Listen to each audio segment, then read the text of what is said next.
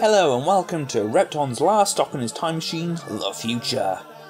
And we can see that we've got robots all around us, which are the boulders. We've got these space crystals, which are the diamonds.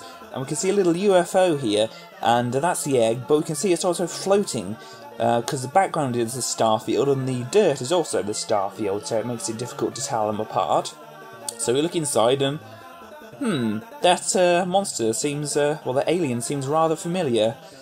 Bit similar to the Prelude 1. Sorry, the Prelude ones. And here's the safe, which is, wow, it looks a bit like some other kind of aliens we could mention, but no copyright infringement going on here, no, not at all. And there's even more non-copyright infringing things, and look, here's a teleporter. Hang on, wait a minute, that's not a teleporter.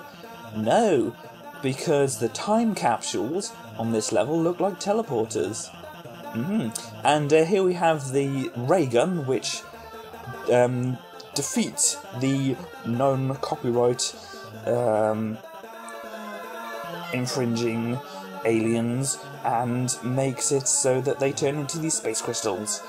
And yes, anyway, Repton makes his way around the rockets and moves on past this computer bank to, oh look, yes, there's quite a lot of other things, and there's these blank spaces, wow, these blank spaces move.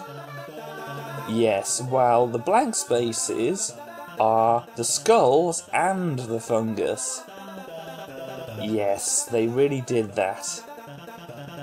Anyhow, after defeating another one-eyed alien there, and being slightly eye-boggled by all those non-transporters around there, then we can move down to this bottom area where we find a telescope. And that telescope is the crown. Obviously a very prized thing when you're up in space. Oh yes, and there's also these fuzzy things which go into these kind of space fighter things. So anyway, there's the spirits in the cages. And this is not a transporter. No, it's kind of obviously hard to tell, because the only way you can really tell the difference is by looking at the map, which obviously makes the later levels a lot of fun because you can't look at the map there. And yeah, so you could accidentally run into a transporter and find yourself in a place where you didn't want to be. Oh, that really is a transporter. Oh, that's good. Anyway, that leads us up to the top corner where we've got a few more things to sort out before we can go to the moon. The moon being a time bomb.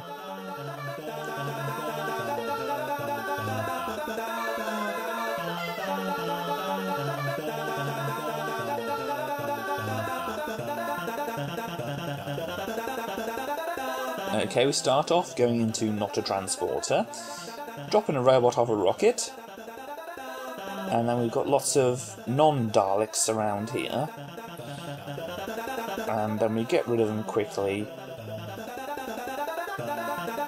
and we can kind of tell in a way which ones are the transporters and which ones are the time capsules if we've got a robot that can roll off them. So anyway, we've got 4 little fuzzies over this side, and the level is fairly symmetrical actually, so we've got a similar setup on the other side. See, you've got 3 little fighter thingies open up, and the other one you probably would have seen when I went into the transporter was right next to it. Well, kind of, because we transported over to the other side of where the transporter was. Which obviously leaves us only the option to go into the other transporter and let out some more fuzzies.